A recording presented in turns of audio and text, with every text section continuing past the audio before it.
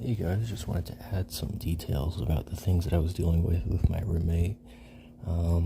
He basically didn't respond when I told him to go ahead and clean up after himself after using the restroom. And the best thing I could do was just end the conversation and move on, because I'm not about to have an argument with what amounts to be a stranger. And so I moved along. I caught him in tears later, and he said that his girlfriend was really trying to get with me instead of him, and I was just not all about that or interested in any kind of drama. And I literally keep to myself and stay in my room. Like, I barely ever see them, only when I'm cooking things in the kitchen, baking or whatever. And so it's kind of weird and gross that somebody's trying to throw themselves at me as some sort of dating attempt. So I said, fuck all that noise, and I just moved on with my life. I caught him in tears later on. I felt really bad. He seems a little immature, and so I just gave him some leftover cookies that I had. I just steamed them back to life and served them to him. But, it doesn't take away from the fact that, basic hygienic issues are present, and those very basic hygiene things are basic in that everybody should be, maintaining themselves, and they're not basic in that it's so easily forgivable or easy to live with. And I have footage which I'll attach to this video, which will show you the kind of things that I deal with. But this has been my overall NAU experience. I'm just being forced to live with individuals that I don't want to live with, and they're basically just using the power of the administrative offices to make my life miserable, or set me up for failure, or set me up to look special needs, or set me up to live with somebody that I used to know a very, very, very long time ago. Imagine going to school with somebody one time in the 4th grade, or the 2nd grade, or the 3rd grade, right? And then they dig through your yearbooks, they pay that person off to come and live with you so that you can appear to be really old buddies with a very long and rich history. But the reality of the matter is, you don't know that fucking person. It's been a bazillion years. You were in class with them once upon a time, and the rest of it is just them throwing together some sort of bullshit narrative. And another example is somebody named Garrett Myers, who's involved with the intelligence community and was my roommate and was very abusive and would spy on me, would mess with my devices, they would move my firearms around my room, and I just had a really bad time living with them. He came over to the NAU gym while I was benching. I was just benching some weight. I got up to do a little walk around, stretch myself out before I got another set in, give my muscles some time to rest. And when I got back to the bench, his buddies were there, taking my weights off and putting their own weights on. So I said, okay. I saw the bench right next to it. It had very similar weight to what I was benching. And so I went over there, and wouldn't you know it, Garrett Myers, with his Jew fro and his beady eyes, was the guy that was manning that bench. So he was trying to corral me over to him so he can get footage of us interacting and pretend we're best bros or something. But the reality of the matter is, I literally applied to get a restraining order against him and his buddies just the other day. And so it's just a bunch of idiots trying to get footage of me in this position or that position to create some sort of bullshit narrative. When I was leaving the gym the same day, that Garrett was bullshitting with me at the bench and trying to get me to bench with him, which I did, by the way. I was like, hey, I'm just trying to get another set in. I don't care if you're a fucking loser and you want me to pretend to be your friend. And so I got another set in. I made him spot me, and I moved along. That was that. But when I was leaving the gym that same day, a couple of his girlfriends were waiting in the intermediary doors. You know how there's 2 sets of double doors to get into big buildings sometimes? Well, in the middle of those 2 doors were a couple of his lady friends, and they're trying to time their exit to align with mine, right? They're pretending they're digging in their backpack. And right as I was exiting the doors, they went ahead and tried to follow me. So I just, did a little brisk jog to my bicycle, and made their footage look shitty if they tried to get some sort of documentation, like, oh, look, we're leaving the building with him, And so, yeah, that's that. Just a little update. Enjoy, folks. I live in the NAU dorms. Today is September 14th. It's late in the evening, it's 8:12. I keep some spray here to clean the toilet every time I use it, just to make sure I don't cause my roommate any trouble, you know, stray hairs and whatnot. We're both men. And I did give him a warning. I let him know, hey, sometimes when you use the toilet, you leave some marks. And this has been a repeat issue. This would be the third time that I catch it. This is my first time videotaping it.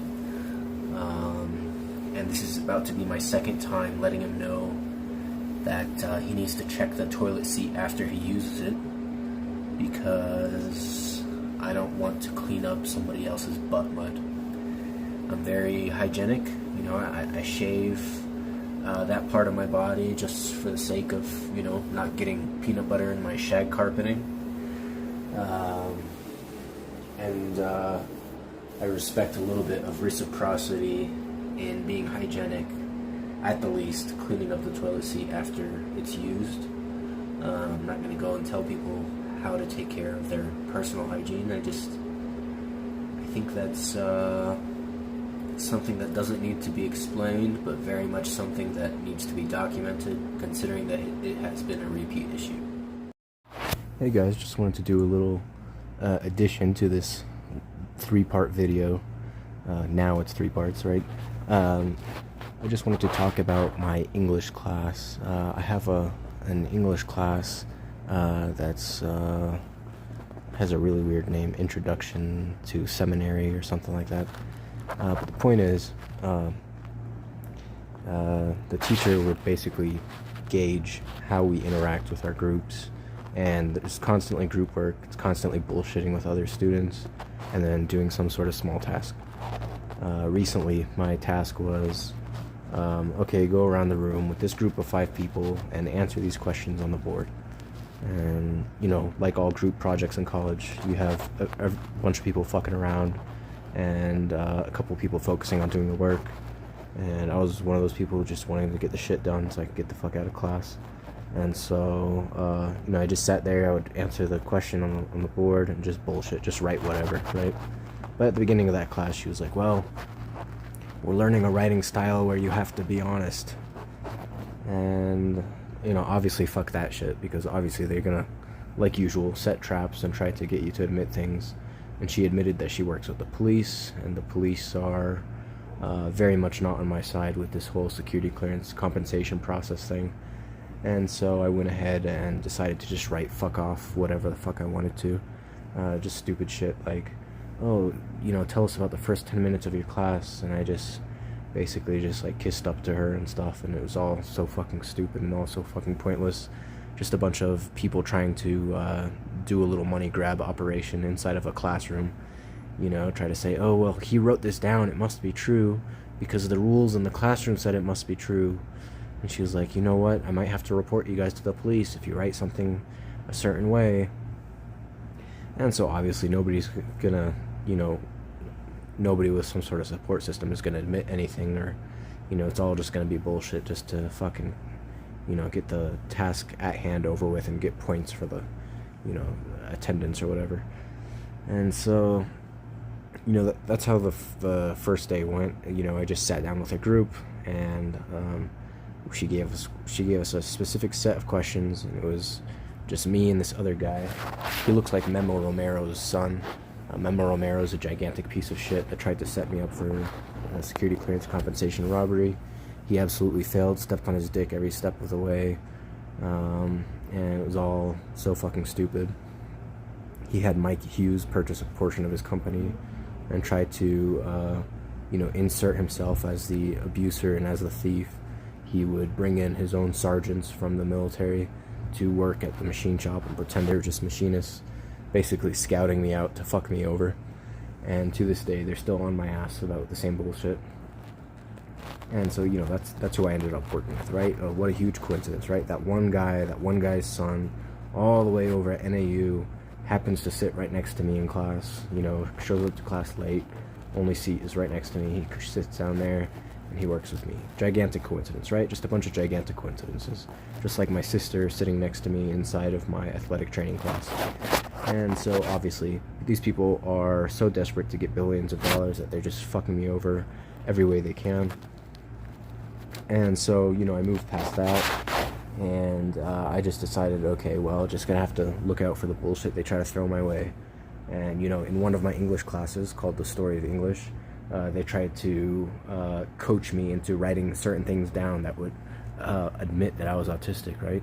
And then in my seminary class, she noticed that I would do the writing, right? And so the next time we had class, we had another group project where we would answer questions, except we would go around the classroom and answer questions that are on the whiteboard. And obviously everybody in my group is fucking around, arguing about stupid shit. And so I just get the assignment over with, and I write down fuck all, whatever I want to. And none of it was very sensitive information or anything like that. But, you know, in one of the assignments, I jokingly, you know, in the first 10 minutes of class, she said, "What happened?" And I said, "Well, you know, I got to class, I sat next to a douchebag that would have scooted over, even though they had way more space than me. And so I was stuck sitting next to an asshole.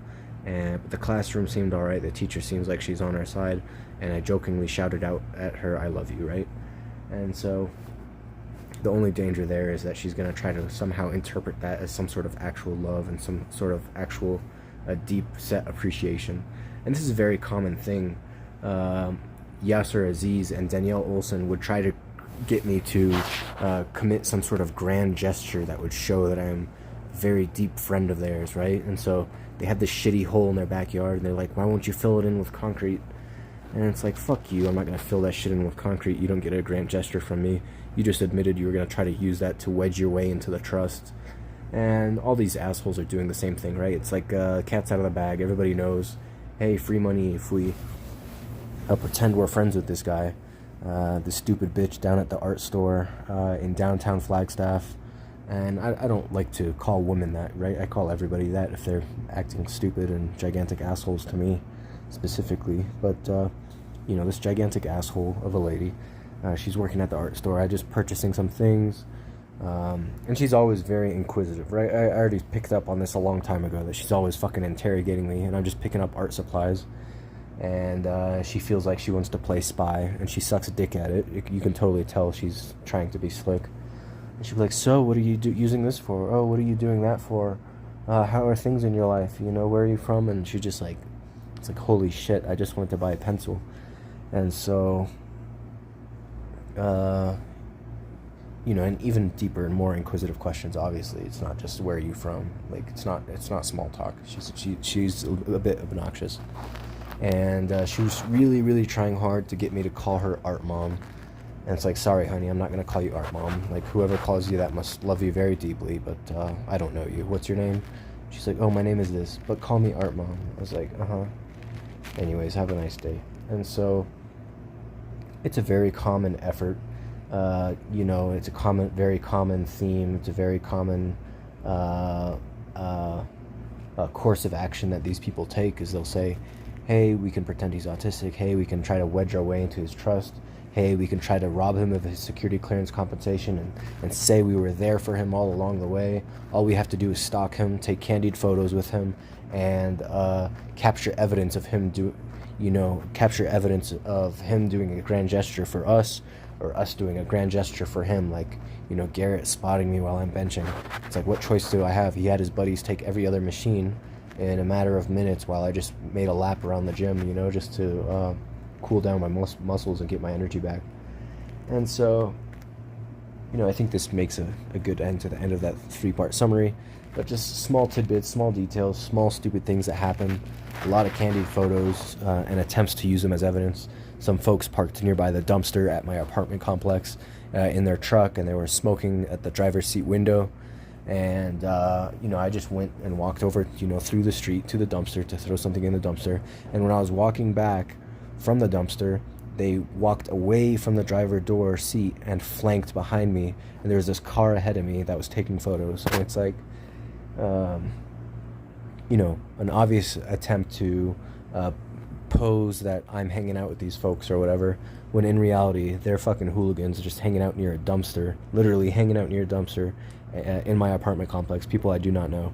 And it's just that's the common theme: candied photos, random assholes pretending to be my best buddy, Saif-ul-Huq being retarded as usual, a roommate that shits all over the toilet seat and tries to pretend he's like a godly ideal roommate. And if I say anything about him because he's so perfect, then I daren't say anything about Saif-ul-Huq because he was perfect too, right? And so they try to set me up with this fella that pretends he's the ideal roommate, so perfect, keeps to himself, blah blah blah. But the reality of the matter is, like any human being, we all make mistakes, and his wasn't that gigantic, but that threw a wrench into their little operation, right? Their little attempt to pose that, hey, you have a perfect roommate, it's not a big deal. How would you dare get mad at him? Therefore, you getting mad at Saif-ul-Huq for being a gigantic piece of shit when he was living with you is all a lie, because you got mad at this angel. And it's very obvious, they're very obtuse, they're very fucking stupid. These people, what they do for a living is they try to rob people. And that dumbass lady at the art store, she was like, oh, well, it's not robbing people, it's not embezzling billions from the United States federal government, it's not robbing the rest of the Americans of their taxpayer dollars. What it is collecting plastic at the heads of rivers from going into the ocean. It's like, yeah, you really need to come up with some sort of anti-pollution metaphor for literally robbing people, for literally attempting to pretend that you're friendly with somebody and you want to rob them. They try to come up with these metaphors that are so pristine and so ideal and so philanthropic, right? Oh, Saif-ul-Huq is just a kind young man who's collecting plastic from going out into the ocean. It's like, no, him and his family are billionaires. They do this to everybody. They don't pay the people that they're indebted to. They have a reputation of fucking people over. As a matter of fact, one thing that they did is they robbed people all the way in other countries, such as Palestine and Pakistan, etc., etc., Israel even. And they pretend to be best buddies with Israel, they pretend to be best buddies with Palestine, they pretend to be best buddies with Pakistan, but really they're just robbing people of their investments, and they're like, well, I'm in America, do something about it, Those are the kinds of individuals we're working with. So when a gigantic asshole at an art store tries to interrogate me, I'm going to document it. When a douchebag that I used to live with, whose daddy is a big shot at in the intelligence community, tries to rob me, I'm going to do something about it. When the entire Tempe Jewish community, puts their heads together to rob the Palestinian kid because they're Israeli and they don't like Palestinians, I'm going to say something about it. It's things like that. It's small things, small details, things that you would get over after a night's sleep, but it's all coordinated. It's definitely a racketeering effort. And to be honest, I don't care if you're Muslim, I don't care if you're Christian, I don't care if you're Jewish, I don't care if you're Hindu. If you're trying to rob me, I'm just going to put you out there, and you're going to be embarrassed for even trying. And, these people basically have no realistic way forward of robbing me. And so it's really pathetic and sad to see that they are so stubborn. Sometimes being diplomatic is the best way forward. Sometimes working with somebody is the best way forward. What these folks are doing is pretending to be on my side, only to fuck me over moments later. And I'm just not a fan of it, and I'm not perfect. I'm not a perfect person. I'm just a human being. And so I may make a mistake here or there. The other day, Jasmine Barkis says, haha, I'm your Spanish teacher. I'm cross-dressing. I'm wearing a disguise. And then later on down the road, she said, haha, I made you tell a young man that he's a transgender or non-binary, when in reality that's me, and I'm not wearing a disguise. That's just a normal dude who has a similar skeletal structure to me. And so I'm not perfect. Mistakes like that do happen. Sometimes somebody will set me up for failure, and you know what? It's their ass that's on the line. It's their reputation that's on the line. They went and they injured that individual's image, their gender identity, when in reality he's probably just a normal dude with a normal wife at home or something, and a good life and being a good teacher. But I'm not perfect, and that falls on Jasmine's head. That sort of attempt to get me to out somebody else. It's just kind of obnoxious. I'm not a huge fan of it. But I just wanted to put that out there because, what this is real time recording of data and information. And, you guys kind of see that mistake happening, a few days back, and then me correcting it today.